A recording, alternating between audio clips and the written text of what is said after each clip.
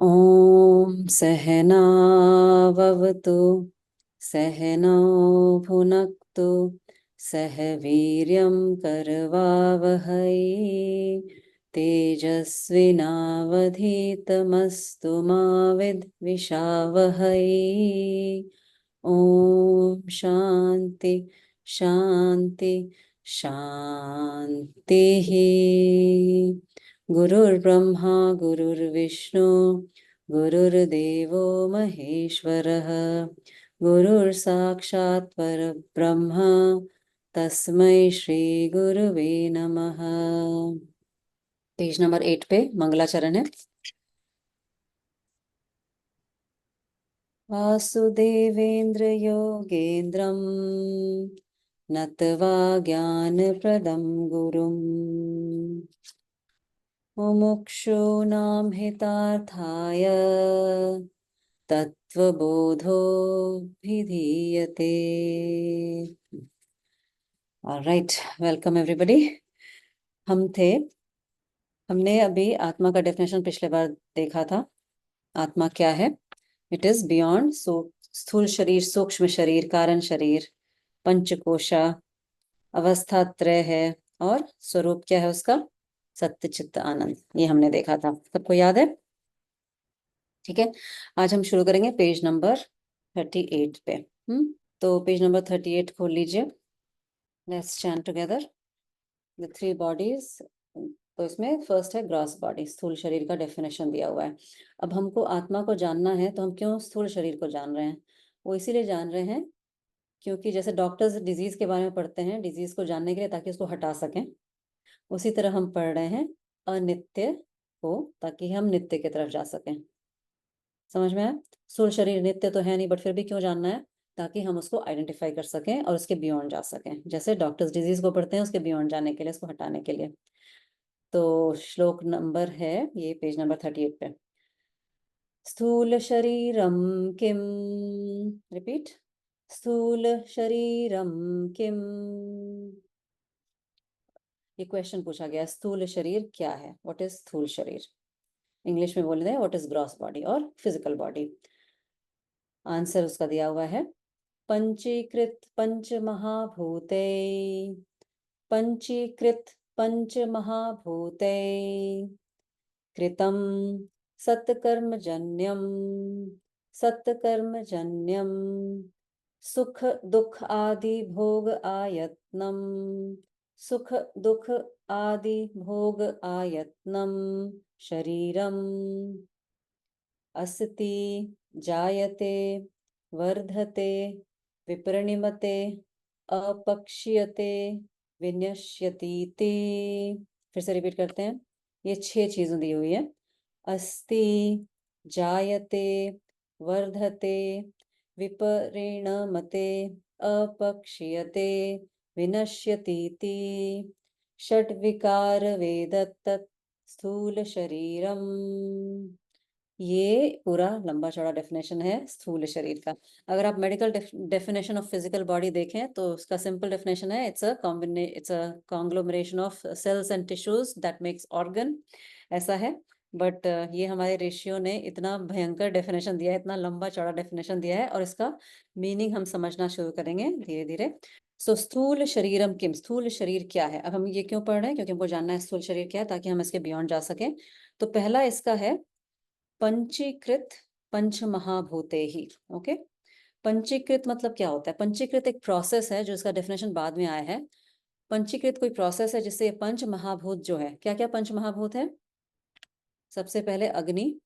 Okay, हम अंगूठ इससे याद रखेंगे, ऐसे फिंगर से, जैसे हमने मुद्रा का कोर्स किया था ना। अग्नि क्योंकि ऊपर जाती है इसलिए अंगूठा ऐसे ऊपर जा रहा है, तो अग्नि से अंगूठा अग्नि से रिप्रेजेंट होता है। वायु ऐसे बहती है ना, तो ये वायु है। अभी 3 फिंगर्स बचे, तो सबसे बड़ा आकाश है, फिर पृथ्वी है, फिर जल है। आकाश सबसे बड़ा है, उसके अंदर पृथ्वी आती है, उसके अंदर जल आता है। तो ऐसे याद रखने का ये मेथोडोलॉजी है कि ये 5 फिंगर्स कैसे पंच महाभूत। तो ये पंच महाभूत से हमारा शरीर जन्य है, बना हुआ है। कौन सा शरीर? स्थूल शरीर। स्थूल शरीर की बात हो रही है। किस मेथड से? पंचीकृत के मेथड से। मतलब पंचीकृत कोई मेथड है जो आगे हम पढ़ेंगे जाके, जो ये पांचों महाभूत को कंबाइन करके बनती है। जो जैसे बोलते हैं अग्नि है हमारे अंदर, जठर अग्नि जो बोलते हैं पेट में है, जो डाइजेस्ट करती है, बेली फायर जिसको बोलते हैं, बट एक्चुअली आग तो नहीं है ना, वो हीट है। तो इट्स अ फॉर्म ऑफ अग्नि, बट उसी प्रोसेस को पंचीकृत बोलते हैं कि लिटरली आग नहीं अंदर, बट उसका एक फॉर्म है, उसका एसेंस है। तो पंचीकृत पंच महाभूते। तो कोई भी वस्तु, मतलब जो फिजिकल बॉडी होती है, उसको बनाने के लिए हमको एक मटेरियल चाहिए होता है। फॉर एग्जाम्पल हम मिट्टी का घड़ा देखते हैं जैसे, तो उसमें जो फिजिकल मटेरियल होता है उसको हम बोलते हैं उपादान कारण। क्या बोलते हैं? उपादान कारण। Okay, which is the material. तो हमारे शरीर का जो मटेरियल है उसका उपादान कारण क्या है? पंच महाभूत, मटेरियल कॉज। ये टेक्निकल टर्म बता रही हूँ, ये यहाँ नहीं दिया हुआ है, बट मैं बता रही हूँ, जो नोट कर लीजिए आप। पंच महाभूत, तो ये उपादान कारण होता है। दूसरा होता है निमित्त कारण। निमित्त कारण मतलब इंटेलिजेंट कॉज, मतलब स्किल। जैसे घड़े को बनाने के लिए एक मिट्टी चाहिए और स्किल ऑफ द कुम्हार चाहिए। कुम्हार को अपना स्किल चाहिए ना, उसका इंटेलिजेंस चाहिए कि उसको पता होना चाहिए। सब तो नहीं घड़ा बना सकते, हम घड़ा नहीं बना सकते, आप घड़ा नहीं बना सकते हैं। उसको वो चाक चलाने का इंटेलिजेंस चाहिए, उसको स्किल चाहिए, तो उसको बोलते हैं निमित्त कारण। तो अभी जैसे हमारा शरीर बनता है, तो हम ऐसा बोल सकते हैं कि शरीर का कारण, हमको शरीर मिला है पेरेंट्स से, लेकिन पेरेंट्स जो हैं, हमारे माता पिता जो हैं, वो सिर्फ हमको उपादान कारण प्रोवाइड करते हैं, मतलब मटेरियल प्रोवाइड करते हैं पंच महाभूत का। जो उसका निमित्त कारण है वो आगे दिया हुआ है सत्कर्मजन्य। सत्कर्मजन्य मतलब जो हमारे अच्छे कर्म हैं उनके कारण ही हमको ये मानव शरीर मिला है। क्यों ऐसा बोलते हैं हमारे ऋषि मुनि कि हमारे जो सत्कर्म हैं उसके कारण हमको ये मानव देह मिला है। ठीक है, और इट्स अ मिश्रित ऑफ पुण्य एंड पाप कर्म, बट उसमें सत्कर्म की प्रधानता होगी जिसके कारण हमको ये शरीर मिला है, वो हमारा निमित्त कारण है। ठीक है, तो ये सत्कर्म जनने का यही मीनिंग है, born as a result of good actions of the past. Then next जो आ रहा है सुख दुख भोग आयतनम। सुख दुख आदि भोग आयतनम meaning it's a recipient vessel. आयतनम मतलब, आयतनम मतलब होता है रिसिपिएंट, एक वेसल, एक बर्तन है जिसमें सुख भी आता है दुख भी आता है, उसके हम रिसीवर हैं सुख और दुख के। It's a board of in order to go through experiences. तो आपके जीवन में जो भी सुख दुख आ रहा है, you are the experiencer of that, you are the पात्र ऑफ दैट। भोग मतलब होता है अनुभव, यहाँ अनुभव से इसका तात्पर्य है। भोग का मतलब आयतना मतलब अबोर्ड और होम। आप और सुख और दुख, आपका ये जो शरीर है, तो शरीर में आप देखेंगे कभी बीमारी आती है, कभी नहीं आती है, कभी सुख आता है, कभी शरीर के कारण किसी रीजन से खुशी मिलती है। तो भगवत गीता में एक दृष्टांत जैसे दिया हुआ है ना, रथ का। रथ होता है, जैसे मैंने पहले भी बताया था, रथ जो होता है वो, और उसके रथी हम हैं, मतलब शरीर हमारा रथ है। रथ मतलब चैरियट। हाँ, तो शरीर एक चैरियट जैसा है, बोला गया है भगवत गीता में भी। वो दृष्टांत नहीं आता है घोड़ों के साथ, लगाम के साथ, एक रथी है। तो अर्जुन उसमें रथी है, मतलब वो रथ पे सवार है। तो वो जीवा बोलते हैं उसको, जो एक्सपीरियंस करता है थ्रू द बॉडी। तो वो बॉडी के थ्रू हम जीवन के पाथ पे जाते हैं, sort of. Krishna is the representation of the बुद्धि और दैट डिविनिटी इनसाइड अस, जो कि लगाम को पकड़े हुए है, घोड़े की लगाम पे पकड़े हुए है। मतलब हमको किस डायरेक्शन में जाना है, अगर बुद्धि हम भगवान में अर्पित कर दें तो हम सही डायरेक्शन में जाएंगे। उसका वही दृष्टांत है। एक उपनिषद से आता है ये दृष्टांत, जो भगवत गीता के सारे बुक्स के फ्रंट पेज में रहता है। ठीक है, तो इस डेफिनेशन के हिसाब से हमको सुख और दुख दोनों मिलता है, लेकिन आपकी लगाम अगर भगवान को समर्पित है, जितना आप सत्कर्म और करते जाएंगे आपको सुख की अनुभूति ज्यादा होती जाएगी। लेकिन जिसके कारण से ये शरीर बना है, जो हमारा निमित्त कारण है, मतलब इंटेलिजेंट कॉज सत्कर्म जन्य है, वो जिस कारण से वो स्थूल शरीर बना है ना, it's a mixture of both पाप एंड पुण्य कर्म। उसके कारण ही शरीर बना है। मतलब आपका वो लिखित है, जैसे आपको 10 साल में ये बीमारी होगी, 20 साल में ये बीमारी होगी, 50 साल में ये ऐसा एक्सपीरियंस होगा, वो सारा लिखा हुआ है। उसके कारण ही शरीर बना है। वो पुराने जमाने, पुराने जन्म से आ रहा है, ऐसा हमारे ऋषियों ने बोला है। लेकिन हमारे ऋषियों ने ये भी बोला है कि अगर सत्कर्म और आगे बढ़ता जाएगा आपका, या आपकी स्पिरिचुअल प्रैक्टिस और बढ़ती जाएगी, तो आपका वो जो पुराना कर्म है वो तो आएगा, लेकिन उसका इफेक्ट कम होता जाएगा। इट्स ऑलमोस्ट लाइक बारिश होना निश्चित है, लेकिन अगर आप अपने आगामी कर्म करते जाएंगे, तो मतलब जैसे आप छाता लेके चल रहे हैं, आपको बारिश का असर नहीं होगा। So you have to always focus on the present moment. इसलिए मैं हमेशा बोलती हूँ, सुख दुख भोग आयतनम तो है ही, शरीर आता रहेगा, लेकिन जितना आप इंडल्ज करते जाएंगे और सत्कर्म में, सेवा में, स्पिरिचुअल प्रैक्टिसेस में, अपने साधना में, उतना आपका सुख का जो बोलते हैं ना, वो बढ़ता जाएगा। ठीक है, अभी इसमें नेक्स्ट हम देखते हैं पेज नंबर 40 पे आ जाइए। इसमें मुझे एक श्लोक याद आता है, जैसे इसमें लिखा है ना, born as a result of good karmas और it going through the experience sukh and dukh. तो इसमें मुझे एक ये आता है, एक बहुत अच्छा हितोपदेश का श्लोक बोल सकते हैं। हितोपदेश एक कॉम्बिनेशन ऑफ बुक बोल सकते हैं, या बहुत लोगों ने उसमें अच्छी अच्छी चीजें लिखी हैं। तो उसका एक श्लोक है, आहार निद्रा भय मैथुनम च सामान्य ये तत् पशुभि नराणाम धर्मे हितेशा मधिको विशेषा धर्मे नहीं न पशु भी समाना। इसका सिंपल मीनिंग है, आहार निद्रा भय मैथुनम च। आहार निद्रा, आहार मतलब फूड, निद्रा मतलब स्लीप, भय मतलब फियर, मैथुन मतलब सेक्सुअल एक्टिविटीज। ये 4 चीजें हैं which is common between humans and animals. ये सब करते हैं प्रोक्रिएशन के लिए, सर्वाइवल के लिए। आहार निद्रा भय मैथुनम च सामान्य ये तत् पशु भी नरानाम, पशु भी करता है, नर भी करता है। धर्मो हितेशा अधिको मधिको विशेषा, मतलब धर्म ही है जो पशु को नर से अलग करता है। धर्म के बारे में सोचना, धर्म मतलब रिलीजन नहीं, धर्म मतलब दैट डिस्क्रिमिनेशन, क्या करना है क्या नहीं करना है, ड्यूटी बेस्ड कर्म। हमारा धर्म क्या है? धर्म ही है जो पशु को अलग करता है।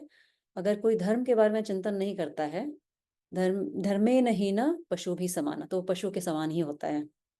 मतलब people who don't have discrimination, what to choose every moment for your betterment. जैसे अब पता है सुबह जगना है या कुछ करना है, या ये खाना है ये नहीं खाना है, अगर उसका डिस्क्रिमिनेशन नहीं है, एवरी मोमेंट ड्यूटी नहीं आप कर रहे अपना, जैसे आप पेरेंट हैं, आप बच्चे की तरफ प्रॉपर ड्यूटी नहीं कर रहे हैं, या आप एम्प्लॉय हैं प्रॉपर ड्यूटी नहीं कर रहे हैं, धर्मे नहीं ना, धर्म को हीन मान रहे हैं, मतलब धर्म की तरफ ध्यान नहीं है, पशु भी समाना, तो आप में और पशु में कोई भी भिन्नता नहीं है। ठीक है, तो हमको यही अलग करता है पशु से, धर्म। धर्म और धर्म का एक और ऋषि कनाथ थे, उन्होंने डेफिनेशन दिया है। आपने बहुत सारा डेफिनेशन धर्म का सुना होगा, ड्यूटी कर सकते हैं, धार्यते इति धर्म कह सकते हैं, अहिंसा परमो धर्म कह सकते हैं, पाथ ऑफ लीस्ट हार्म। धर्म का एक और ब्यूटीफुल डेफिनेशन है जो ऋषि कनाड ने दिया था। धर्म का अर्थ है जब एक ह्यूमन बीइंग, एक व्यक्ति अभ्युदय और निश्रेयस दोनों के बारे में सोचता है। व्हाट इज अभ्युदय? अभ्युदय मतलब material prosperity, okay, through right means. निश्रेयस मतलब spiritual prosperity, going within. So धर्म मतलब कर्म का ये अर्थ नहीं है कि आप सिर्फ अंदर चले जाओ, अपने में ही रहो, बाकी सब दुनिया को भूल जाओ। धर्म मीन्स अभ्युदय, आपके थ्रू दुनिया में कितनी प्रॉस्पेरिटी आ रही है वो भी सोचना है। It can be through your role, through role of a mother और a father, through role of a employee, through role of a citizen of a country, तो उसको बोलते हैं अभ्युदय। हम्म आप कितना उदय कराते हो, लाइक कितना आप प्रोस्पेरिटी कराते हो मटेरियल वर्ल्ड में थ्रू योर सत्कर्म। दूसरा निश्रेयस, व्हाट इज श्रेयस for me, inside, how much you are growing within. So इनका कॉम्बिनेशन धर्म है ना? Beautiful definition. Like a bird cannot fly without 2 wings, ये 2 विंग्स हैं, 2 पंख हैं एक व्यक्ति के, एक ह्यूमन बीइंग के। अब इसमें सिर्फ मटेरियल प्रोस्पेरिटी होगी तो क्या होगा? शरीर को आप सिर्फ मटेरियल प्रोस्पेरिटी के लिए यूज करोगे तो क्या होगा? एनीबॉडी कैन गेस क्या होता है सिर्फ मटेरियल प्रोस्पेरिटी आती है तो एक सोसाइटी में? हैप्पी हैप्पीनेस तो नहीं आएगी ना। एडिक्शंस आएगा, 100% घमंड आएगा। घमंड आएगा, एडिक्शंस आएगा, सारे विकार आ जाएंगे सिर्फ मटेरियल प्रोस्पेरिटी आएगी तो, विदाउट एनी स्पिरिचुअल ग्रोथ। सिर्फ स्पिरिचुअल प्रोस्पेरिटी आएगी तो क्या होगा? दुनिया खत्म हो जाएगी, कुछ मटेरियल बनेगा ही नहीं। है ना? दोनों का कॉम्बिनेशन चाहिए, दैट इज धर्म। Okay, this is another beautiful definition of धर्म। तो अभी एक और बहुत ही सुंदर चीज देखेंगे, पेज नंबर 40 के लास्ट में लिखा हुआ है षड विकार। शरीर जो है ना, स्थूल शरीर के षड विकार होते हैं। विकार मतलब मॉडिफिकेशंस, विकार कुछ गलत चीज नहीं होती है, मॉडिफिकेशंस होता है। तो पहला विकार क्या है? अस्ति, मतलब मदर के शरीर में वो बच्चे का अस्तित्व आता है। मतलब गर्भधारण होता है, उसको अस्थि बोलते हैं। Mother experience the changes within and confirms the presence of foetus in the mother's womb, उसको बोलते हैं अस्थि, आया है। सेकंड होता है इज बॉर्न, जायते, जन्म होता है बच्चे का आफ्टर 9 months, उसको बोलते हैं जायते, the child emerges from the mother's womb. ये देखिए कितना सुंदर डेफिनेशन है शरीर का, ऐसा इलाबोरेट डेफिनेशन आपको कहीं नहीं मिलेगा। नेक्स्ट है वर्धते, grows, nourishes by food and body grows. कैसे हम ग्रोथ करते हैं? हम शरीर को खिला खिला के ही बड़ा करते हैं और कोई रीजन नहीं है। ये शरीर पंच महाभूत से बना हुआ है ना, वो पंच महाभूत से ही हम बड़ा करते हैं शरीर को। जो ज्यादा पंच महाभूत से प्रेम होता है वो ज्यादा बड़ा हो जाते हैं शरीर, धरती के ज्यादा क्लोज, भार बढ़ जाता है उनका धरती पे। तीसरा है वर्धते। चौथा होता है विपरिणमते। विपरिणमते मतलब मैच्योर्स, ये प्यूबर्टी स्टेज को डिनोट किया गया है, जहाँ पे आप एडोलसेंस को अटेन करते हैं, जहाँ पे अचानक से बॉडी में बहुत सारे चेंजेस आते हैं, आप एडोलसेंस, आप अडल्ट बन जाते हैं। बोलते हैं एडोलसेंस का स्टेज जो होता है 30 साल तक चलता रहता है, मतलब ग्रोथ अपना 25 साल तक मैक्सिमम होता है, 25-30 के बीच में, फिर धीरे धीरे स्टेबलाइज होके 30 के बाद फिफ्थ स्टेज आता है अपक्षीयते, डिकेज। तो हम कहाँ हैं? हम फिफ्थ स्टेज पे हैं सब लोग, है ना। तो हमारे पास कितना समय बचा है? ज्यादा नहीं, क्योंकि लास्ट 6 स्टेज है विनश्यति, the body perishes, dies, it disintegrates and totally merges with its constituent elements, है ना। we call this मृत्यु of the शरीर, स्थूल शरीर की मृत्यु बोलते हैं, या इसको क्या बोलते हैं, एक और बहुत सुंदर शब्द है देहांत, देह का अंत होना इस देहांत। अभी तक कोई क्वेश्चन है इसमें? प्रिटी क्लियर है ना क्या है? तो हमारा ये शरीर जो बना हुआ है ये 6 विकारों के थ्रू जाता है। ओके, जैसे हमारा निमित्त कर्म मैंने बताया ना, जो हमारा जो पहले का ये है सत्कर्म है, उसके कारण ये शरीर बना है। तो अभी जो भी निमित्त कर्म बहुत ही सूक्ष्म है, एक्चुअली वो आपका आगे का कर्म ही बनाता है। आगे के शरीर का अगर होना है तो वो निमित्त कर्म ही है, जो आगे आप आगामी कर्म करते हैं ना, वही आपका फ्यूचर शरीर भी बनाएगा। तो जैसे कई बार होता है ना, हम बोलते हैं कि हमको ये दुख क्यों आ रहा है, लेकिन हम प्रेजेंट मोमेंट में नहीं सोचते हैं कि हम क्या सोच रहे हैं, क्या कर रहे हैं। जैसे हम किसी को चैरिटी भी देते हैं, दान करते हैं, तो हम सोचते हैं बड़ा पुण्य काम कर रहे हैं, लेकिन अगर हम वो दान दे रहे हैं, हमारा उसके पीछे इंटेंशन क्या है, वो आपका निमित्त कारण है आपके शरीर का। जैसे आपका इंटेंशन है कि नेम और फेम, हाँ मेरा पेपर में नाम आना चाहिए, तो वो आपका वो ऐसा राजसिक शरीर बनाएगा। Okay, so every moment not only your sharir is created, but every moment you are creating a sharir also. आप एवरी मोमेंट उपादान कारण ले रहे हैं और निमित्त कारण भी ले रहे हैं, कंज्यूम कर रहे हैं सॉर्ट ऑफ। तो उस बात का हमेशा ध्यान रखना है कि मैं अंदर क्या कंज्यूम कर रही हूँ या कर रहा हूँ, क्या क्या निमित्त कारण, मतलब मैं फिजिकल चीज क्या कंज्यूम कर रहा हूँ, मेंटल चीज भी क्या कंज्यूम कर रहा हूँ, उसका भी ध्यान रखना है, क्योंकि वो आपका फ्यूचर का शरीर बनाते जाएगा। नॉट ओनली नेक्स्ट जन्म, बट अभी से भी फ्यूचर बनता जाएगा, जो भी आप अंदर कंज्यूम कर रहे हैं। तो you have to be very very careful if you want to refine this body, because this स्थूल शरीर, मैंने क्या बोला था, इट्स अ टूल, एक साधन है। किसके लिए? मोक्ष का साधन है, ये हमने पहले तय कर लिया था ना, इसके थ्रू हमको जाना है, दिस इज द व्हीकल।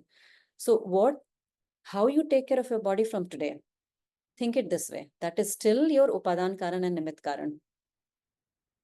वो अवेयरनेस लाना है अपने अंदर, every moment you are creating this स्थूल शरीर। तो एक्चुअली जो पहले से बना हुआ है, जो पिछले जन्म से आया है, जिसके कारण ये शरीर बना है, वो आपका एस्ट्रोलॉजिकल चार्ट है कि ये आपके साथ हो सकता है। पूरा एस्ट्रोलॉजी बेस्ड है पिछले कर्म पे, प्रारब्ध कर्म पे। लेकिन that is only a prediction, you can actually change your future. Astrology में भले ही लिखा होगा कि आपको, जैसे मेडिकल डायग्नोसिस में लिखा रहता है कि 6 महीने के बाद आपको डायबिटीज हो सकता है based on present condition, but आप चेंज कर सकते हो ना अपने कर्मों से वो सिचुएशन को। तो आप अपने आगामी कर्म से आपका जो निमित्त कारण है और उपादान कारण है, वो जैसा अपने आप को फीड करोगे, उससे आपका शरीर पूरी तरह चेंज हो सकता है। Okay, that you have to keep in mind. That means and also every moment you have to think, जैसे हम अपना घर क्लीन रखते हैं ना, साफ रखते हैं हमेशा सब चीज, उसी तरह ये घर है आपका।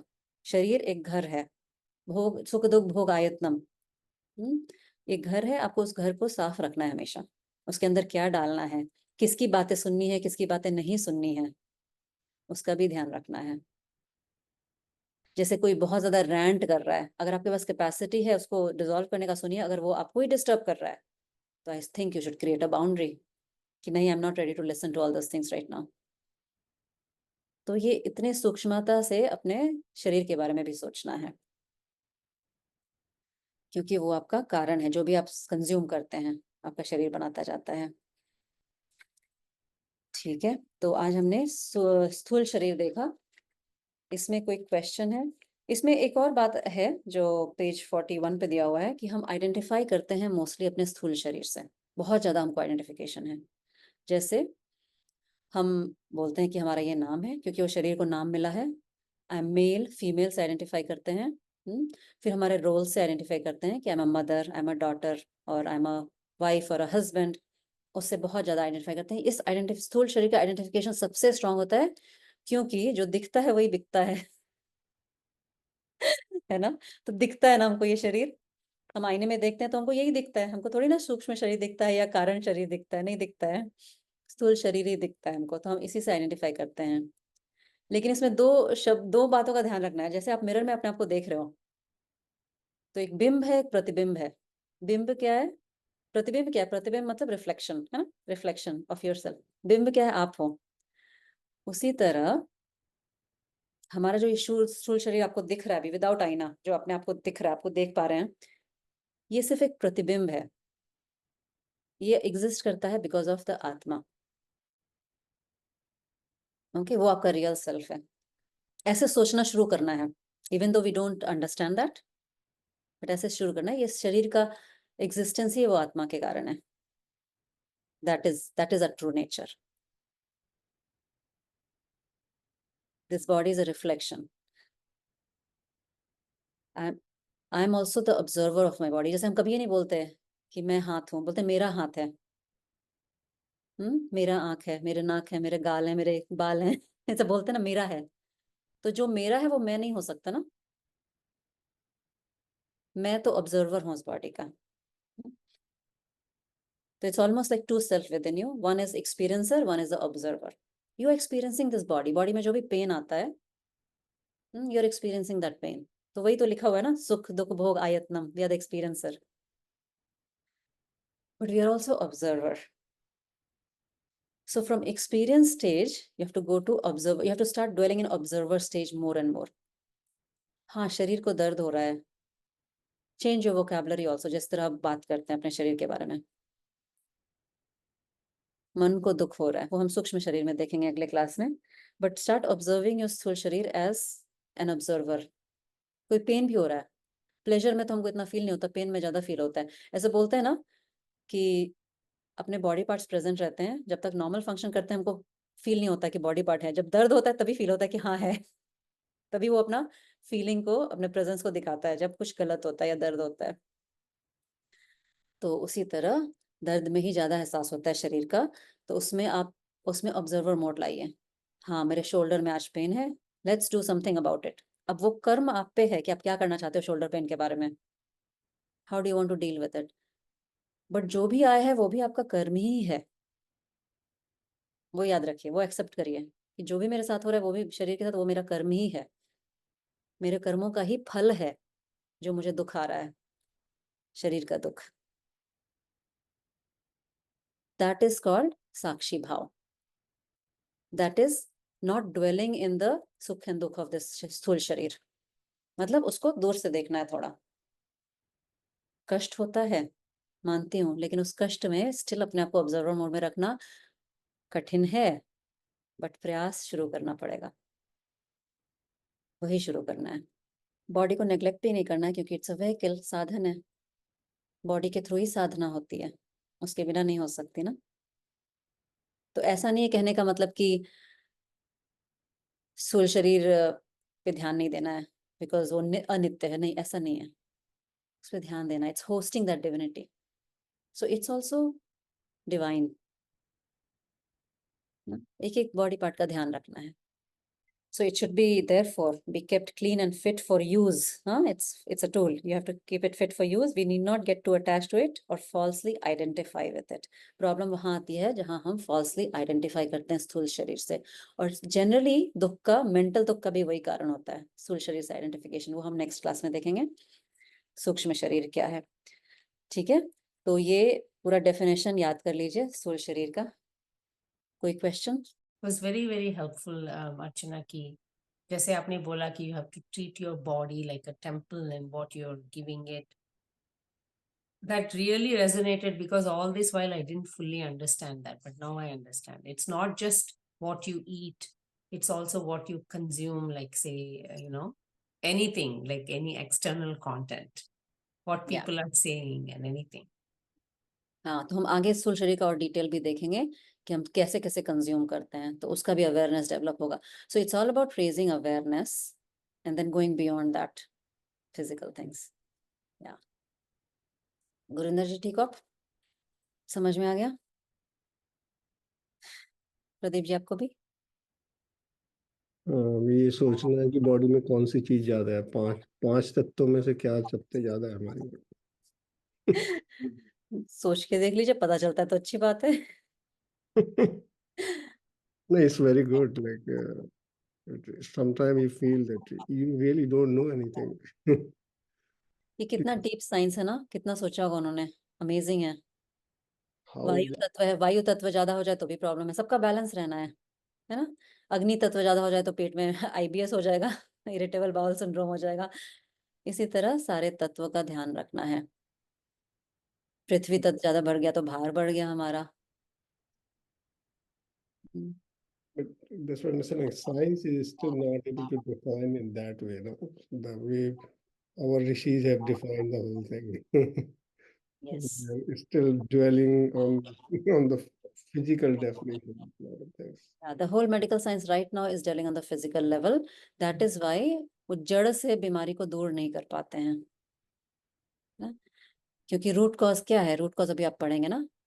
कारण शरीर is the root cause. Actually सूक्ष्म शरीर भी नहीं है. जो डीप सीटेड वासना है वो है इसका डीप सीटेड. तो उसको साइकोलॉजी, मन को समझना है, तो सबको समझना है, एक लेयर को समझना है. एक्चुअली सब इम्पोर्टेंट है, एक को भी छोड़ नहीं सकते हैं अपने आप को समझने के लिए. इसीलिए ये सेल्फ स्टडी है, स्टडी ऑफ सेल्फ है. वेदांत जो बोलते हैं ना, अपने बारे में जानना, it's the most important thing you can do. मुझे तो यही लगता है कि हमको ये बचपन से क्यों नहीं पढ़ाया गया. किसको जाके सू करूं मैं? गवर्नमेंट ऑफ इंडिया को करूं? किसको करूं जाके सू?